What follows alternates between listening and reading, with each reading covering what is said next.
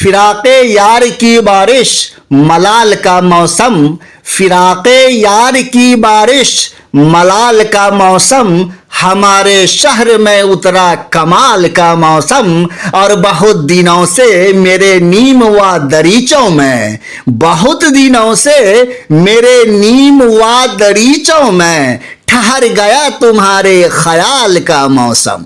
आदाब अर्ज़ है दोस्तों, मैं हूं आपका दोस्त आयतुल्लाह आयत और आप देख रहे हैं उर्दू लवर्स यूट्यूब चैनल। दोस्तों, इस वीडियो में बात करेंगे उर्दू मीडियम वाले से मुताल्लिक कि उर्दू मीडियम वाले एस्पिरेंट्स कहां से स्टडी मटेरियल्स हासिल कर सकते हैं, उन्हें कैसे तैयारी करने की ज़रूरत है। ठीक है दोस्तों, तो चलिए शुरू करते हैं। और मैं आपको बताऊं कि एक वीडियो इस पर पहले से भी है, लेकिन ये कि वो बहुत पुराना है, बहुत ज़्यादा अपडेट नहीं है और उसमें आवाज़ बहुत कम है। तो मैंने सोचा कि एक नए सिरे से बनाऊं, क्योंकि लोग अभी तक पूछ रहे हैं, तो मैंने सोचा कि बना देता हूं। इसके बाद अब इस मौजू पर वीडियो नहीं बनाऊंगा। ठीक है दोस्तों, चलिए अब शुरू करते हैं बाज़ाब्ता वीडियो को। दोस्तों, सबसे पहले मैं आपको ये बताऊं कि उर्दू मीडियम में आप कहां कहां लिख सकते हैं। सबसे पहले यूपीएससी है एक नंबर पे, कि यूपीएससी का इम्तहान आप उर्दू मीडियम में लिख सकते हैं। इसका मतलब ये होता है कि यूपीएससी में जो 4 पेपर्स जीएस के होते हैं, वो चारों पेपर्स आप उर्दू में लिख सकते हैं। ठीक है, और उर्दू में ही नहीं बल्कि जो 8th शेड्यूल में जितने भी वो 22 ज़बानें हैं वो सब में लिख सकते हैं। लेकिन मेरा बहस यहाँ उर्दू से है, तो आप यूपीएससी का इम्तहान उर्दू में लिख सकते हैं, उर्दू मीडियम में जीएस को लिख सकते हैं, टोटल पेपर्स उर्दू को लिख सकते हैं, एक्सेप्ट ऑप्शनल पेपर। जो आपका ऑप्शनल है तो उसको तो उसी में लिखना होगा। जाहिर सी बात है, अगर आपका मीडियम उर्दू रहेगा तो आप ऑप्शनल भी उर्दू ही लेंगे। इसके अलावा यूपीपीएससी यानी कि यूपी का सिविल सर्विस, तो उसका सिलेबस भी सेम वैसा ही है जैसा कि यूपीएससी का होता है। वहाँ भी 4 पेपर्स हैं जीएस के, तो वो भी आप उर्दू मीडियम में लिख सकते हैं। यानी यूपी का सिविल सर्विस का मेंस भी आप उर्दू मीडियम में लिख सकते हैं। सारे पेपर्स, सारे जीएस के पेपर्स उर्दू मीडियम में लिख सकते हैं। 2 हो गया। उसके अलावा बिहार आई है बीपीएससी, बीपीएससी का मेंस भी आप उर्दू में लिख सकते हैं और इंटरव्यू भी दे सकते हैं। और मैं इधर में इंटरव्यू का नहीं बताया, यूपीएससी का मेंस और इंटरव्यू दोनों उर्दू में दे सकते हैं। इसी तरह से जो है यूपी का मेंस और इंटरव्यू दोनों और यूपीएससी का मेंस और इंटरव्यू दोनों उर्दू में दे सकते हैं। और बिहार का भी जो है आप मेंस उर्दू में दे सकते हैं और इंटरव्यू भी उर्दू में दे सकते हैं। तो अब थोड़ा सा सिलेबस अलग है, आप जानते ही हैं कि बिहार में 2 पेपर जीएस है, तो वो दोनों पेपर जीएस आपको उर्दू में आप लिखिए और इंटरव्यू भी उर्दू में दीजिए। इसके अलावा तेलंगाना सिविल सर्विस है, तेलंगाना सिविल सर्विस, तो उसका भी इम्तहान आप उर्दू में दे सकते हैं और इंटरव्यू भी उर्दू में दे सकते हैं। तो 4 हो गए, एक यूपीएससी, एक यूपीपीएससी, एक बिहार और एक तेलंगाना। अभी तक मेरे नॉलेज में है कि ये 4 जो है इसका आप इम्तहान, ये चारों का इम्तहान आप उर्दू में दे सकते हैं और इंटरव्यू भी उर्दू में दे सकते हैं। ठीक है, तो अब हम बात करेंगे कि उर्दू में तो दे सकते हैं, लेकिन हमें जो है क्या करना होगा, इसके लिए कैसे पढ़ना होगा, कहां से जो है हमें स्टडी मटेरियल मिलेगा। ठीक है, तो सबसे पहले इसमें क्या है कि आप जानते भी होंगे, मैं जरा सा अपडेट भी कर देता हूं कि जो क्वेश्चन पेपर्स होते हैं वो सिर्फ 2 ही जबानों में आपको मिलेंगे, एक तो इंग्लिश और दूसरी हिंदी। तो क्वेश्चन पेपर तो सिर्फ हिंदी और इंग्लिश में मिलेंगे और क्वेश्चन को समझना भी होता है। तो पता ये चला कि इन 2 जबानों में यानी कि इंग्लिश और हिंदी में से आपको दोनों जबानों में से किसी एक जबान पर इतने अच्छे से पकड़ बना लेनी है, अंडरस्टैंडिंग इतनी अच्छी होनी चाहिए कि आप इम्तहान हॉल में सवाल को समझ पाए। यूपीएससी के सवाल को समझना जरा सा वैसा होता है कि जरा सा दिमाग लगाना पड़ता है कि क्या पूछा जा रहा है, क्या लिखना है। अब बाकी बीपीएससी में तो सीधा सीधा पूछता है। तो आपकी ज़बान वैसी होनी चाहिए, या कि इंग्लिश या हिंदी, ताकि आप सवालात को अच्छी तरह समझ पाएं कि हमसे क्या पूछा गया है और हमें क्या लिखना है। तो पता ये चला कि ये दोनों जबानों में से किसी एक जबान पर आपको अगर कमजोर है तो मेहनत करनी पड़ेगी। मैं तो प्रीफर करूंगा इंग्लिश को, कि अगर आपकी इंग्लिश थोड़ी सी अच्छी है तो आप इंग्लिश पर ही मेहनत करिए, इससे और भी आगे भी आपको फायदा मिलेगा हर जगह। तो इंग्लिश आप थोड़ा सा इतना बस कर लेना, लिखना थोड़ी है, हमें लिखना थोड़ी है, लिखना तो उर्दू में है ना, बस समझने भर के हम जो है इंग्लिश में सवाल रहे तो हम उसको समझ पाए। तो इतना बार आप इंग्लिश जो कर लीजिए। अगर इंग्लिश थोड़ी मुश्किल लग रही है आपको, कि लगता है कि भाई इंग्लिश टफ है, तो ऐसे कंडीशन में जो है आप हिंदी पर थोड़ी मेहनत कर लीजिए कि हिंदी में जो सवाल पूछा जाएगा तो वो जो है हम अच्छी तरह से समझ पाए। ठीक है। और यूपीएससी वाले के लिए मैं यही कहूंगा कि आप इंग्लिश पर ही थोड़ा सा मेहनत करिए, क्योंकि वहां क्वालिफाइंग इंग्लिश है। इतना सारा मेहनत करने के बाद क्वालिफाइंग इंग्लिश में जो है आप क्वालिफाई नहीं कर पाएंगे, तब तो सारी मेहनत ही बेकार चली जाएगी। इसलिए यूपीएससी वाले इंग्लिश पर थोड़ा सा ठीक ठाक कर लेंगे ताकि हम सवालात समझ पाए एग्जाम हॉल में। और इसके अलावा जो दूसरे हैं तो वो चाहे तो हिंदी और इंग्लिश दोनों में से कोई एक कर सकते हैं। ठीक है। इतना कर लेने के बाद आपको दूसरे नंबर पे आइए। आपको सिक्स्थ क्लास से लेकर के 12th क्लास तक एनसीईआरटी की बुक पढ़नी है, और उर्दू मीडियम में। जी हाँ, आपको शायद मालूम ना हो कि उर्दू मीडियम में भी किताबें मौजूद हैं एनसीईआरटी की। और अब ये नहीं कि लिटरेचर पढ़ रहे हैं, काम की चीज पढ़ना है आपको। सोशल साइंस पढ़ने, हिस्ट्री, ज्योग्राफी, पॉलिटिकल साइंस, ये सारी किताबें आपको 6th क्लास से लेकर के 12th क्लास तक पढ़ना है। किताब कहाँ मिलेगी? किताब वेबसाइट पर है। आराम से जाइए वेबसाइट पर, एनसीईआरटी की वेबसाइट पर, वहां से उर्दू मीडियम की किताबों को डाउनलोड कर लीजिए और उसके बाद प्रिंट लेकर के अपना घर में पढ़िए आराम से। ठीक है। ये जरूरी है, क्योंकि अगर आप 6 से लेकर 12 तक नहीं पढ़ेंगे तो आपको टर्म्स पता नहीं चलेगा, उर्दू वर्ड्स पता नहीं चलेंगे, किस लफ्ज के लिए उर्दू का कौन सा लफ्ज इस्तेमाल होता है, ये जानना बहुत जरूरी है। क्योंकि वहां पे उर्दू में लिखने का मतलब है कि खालिस उर्दू होनी चाहिए, प्योर उर्दू, फिर आपको मार्क्स आएगा। ये मिक्स करके लिखना है कि भाई आधा हिंदी लिख रहे हैं, आधा इंग्लिश लिख रहे हैं, तो वैसे में नहीं चलता, मार्क्स कम आएगा। तो इसलिए जो है 6th क्लास से लेकर के 12th क्लास तक के एनसीईआरटी को आप पढ़िए, जिससे कि आपको पता चलेगा कि कौन से वर्ड्स किस तरह से इस्तेमाल हो रहे हैं। बहुतों ऐसे वर्ड्स हैं, एक आध मैं आपको बता भी देता हूं, आप जानते भी होंगे। जैसे बहुत ऐसे वर्ड्स हैं जिसके लिए उर्दू में अलग वर्ड्स इस्तेमाल होते हैं, जो हिंदी इंग्लिश में है तो उसके लिए अलग इस्तेमाल होते हैं। जैसे इंडस्ट्रियल रेवोल्यूशन है, उसको सनअती इनकलाब कहते हैं। सस्टेनेबल डेवलपमेंट है, उसको पायदार तरक्की कहते हैं। तो इस तरह के बहुत सारे आपको वर्ड्स मिलेंगे जब आप 6th क्लास से लेकर के 12th क्लास तक के एनसीईआरटी को उर्दू में पढ़ेंगे। तो अब जाहिर सी बात है, जिनका हिंदी मीडियम इंग्लिश मीडियम वो भी पढ़ते हैं, तो आप क्यों नहीं पढ़ेंगे भाई? आपको ही पढ़ना है ताकि आपको वर्ड समझ में आए। ठीक है, ये दूसरी बात थी। अब तीसरी बात पर आते हैं। एक होता है PIB, प्रेस इंफॉर्मेशन ब्यूरो। ये एक ऐप है। ये ऐप आपको आपके मोबाइल के प्ले स्टोर में जाके मिलेगा। प्ले स्टोर में जाइए और PIB टाइप करिए। वहां से जो मैं इस पर अलग से भी एक वीडियो बनाया है तो आप देख लीजिएगा।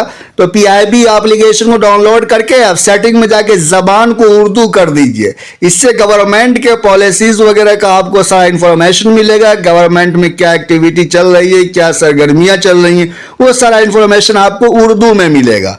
और इसी ऐप पर उर्दू में खबरें सुनने के लिए भी है। अगर आपका दिल चाहे तो उर्दू में खबरें भी सुन लीजिए ताकि और ज्यादा क्लियर हो जाए। ठीक है। अब आते हैं चौथे नंबर पे, जो आपको पढ़ना किया अखबारात और रसाइल वगैरह में। तो सबसे पहले तो जिसमें योजना उर्दू है। योजना आप जानते हैं, योजना पढ़ते ही होंगे जितने भी लोग यूपीएससी की तैयारी करते हैं या सिविल सर्विस की, वो सारा योजना को पढ़ते हैं। गवर्नमेंट की योजनाएं इसमें आती हैं। तो योजना उर्दू है। योजना कई जबानों में निकलती है, तो योजना एक उर्दू में भी निकलती है। तो वो आप वेबसाइट पे जाइए, वो पहले का उस पर दिया हुआ होगा, तो आप सैंपल देख लीजिएगा। वहां से सब्सक्रिप्शन ले लीजिए। ऑनलाइन सब्सक्रिप्शन भी आप ले सकते हैं। तो वहाँ 200-250 रुपये वो साल का लगता है, 1 साल का। वो आप दे करके वो आपके घर पे आ जाएगा। नहीं आए तो उनको आप मेल करिए, फ़ोन करिए, तो वो आपको हालांकि भेज देता है। कभी कभी डिले करने लगता है, तो आप मेल कर दीजिए, फ़ोन कर दीजिए, तो वो आपको भेज देगा आपके घर पे। योजना उर्दू कंपलसरी है। इसको जो है एनी हाउ आपको सब्सक्राइब कर ही लेना है। हार्ड कॉपी आपके घर पे आएगा।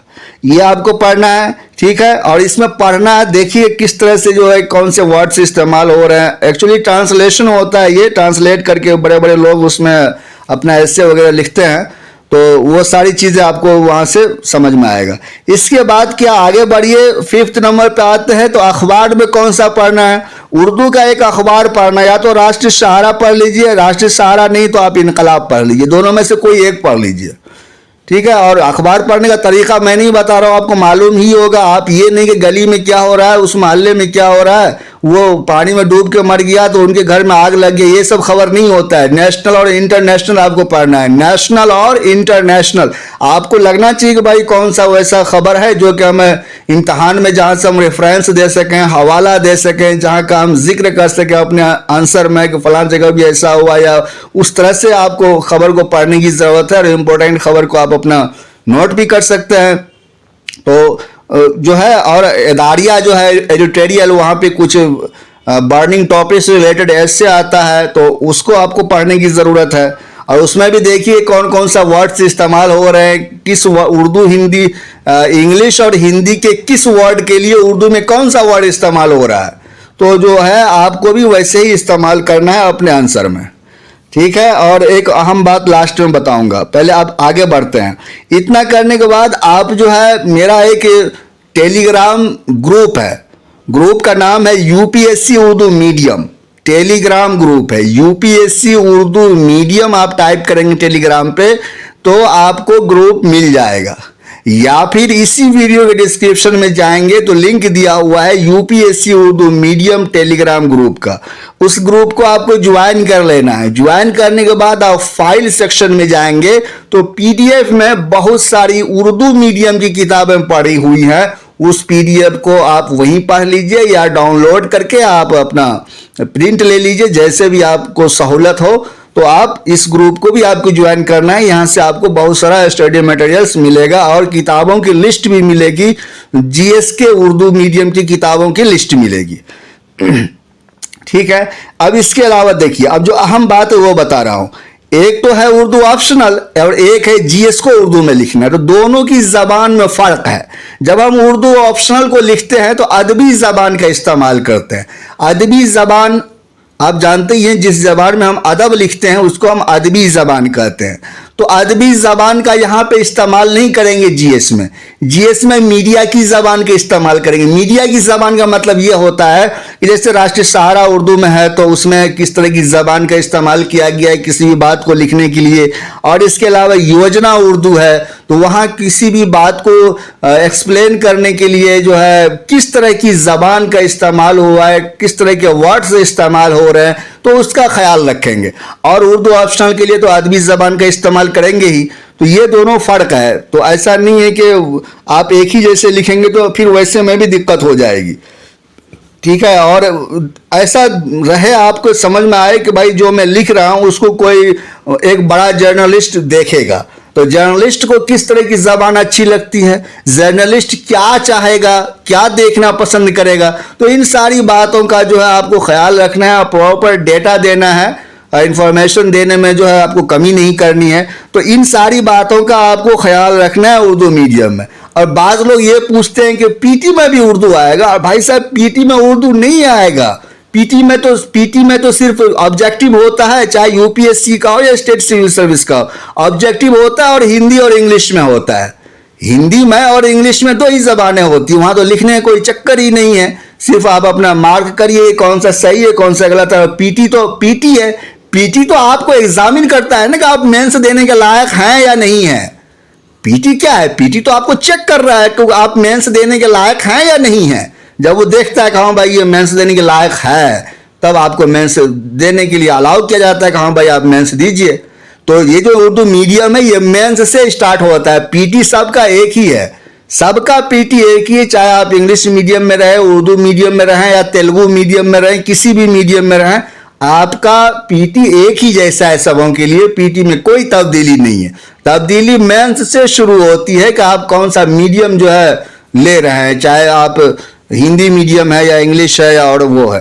तो जो स्टेट है जैसे कि यूपी और बिहार और है, यूपी और बिहार में तो ये है कि आप 3 मीडियम है, सिर्फ 3 ही मीडियम है, उर्दू हिंदी और इंग्लिश। लेकिन यूपीएससी में 22 मीडियम है, तो जिसमें से एक उर्दू भी है। तो 22 मीडियम में तो आप लोग और सारा नहीं जानते होंगे। अब क्योंकि मवाद भी इकट्ठा करना होता है तो उर्दू में थोड़ा बहुत है मवाद, ऐसा नहीं कि आपको दिक्कत हो जाएगी, नहीं है। लेकिन यह है कि इंग्लिश और हिंदी में से दोनों में से एक जबान पर आपकी पकड़ मजबूत होनी चाहिए, क्योंकि सारा कुछ आपको उर्दू में नहीं मिलेगा। आपको कुछ चीज़ें इंग्लिश में पढ़ के उसको उर्दू में करना है, कुछ चीज़ों को हिंदी में पढ़ के उसको उर्दू में करना है। तो इसलिए जो है हिंदी और इंग्लिश को बहुत अच्छा करना बहुत ज़रूरी है। अच्छा करने का मतलब ये कि ये नहीं कि हमें बहुत अच्छे से लिखना है, लिखना तो हमें उर्दू में ही है ना, हमें अच्छे से समझना है कि एक पैराग्राफ अगर हम इंग्लिश का पढ़ रहे हैं या एक पेज इंग्लिश का पढ़ रहे हैं तो हमें समझ में आना चाहिए कि भाई इसमें क्या लिखा हुआ है, उसको हम उर्दू में लिख पाए। इतना भर आपको करना है, ठीक है। तो यही बातें थी दोस्तों, और मैं समझता हूँ तकरीबन सारी बातों को मैंने बता ही दिया है। तो अब चलिए फिर मिलते हैं किसी नए वीडियो में। और हाँ दोस्तों, मुझे याद रहती है तभी मैं बात बोलता हूँ कि आप चैनल को सब्सक्राइब कर लें, वीडियो को लाइक भी कर दें। आज याद है तो मैंने बता दिया आपको।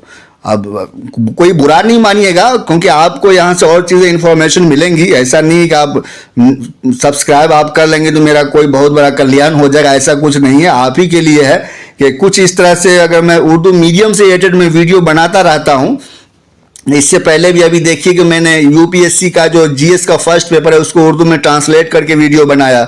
उससे पहले भी और भी वीडियोस आते रहते हैं, तो इसलिए आप सब्सक्राइब कर लेंगे तो नोटिफिकेशन मिल जाएगा आपको, तो आप देख लेंगे तो आप ज़्यादा बेहतर होगा। तो चलिए दोस्तों, ठीक है, अपना बहुत सारा ख्याल रखें आप। अल्लाह हाफिज़।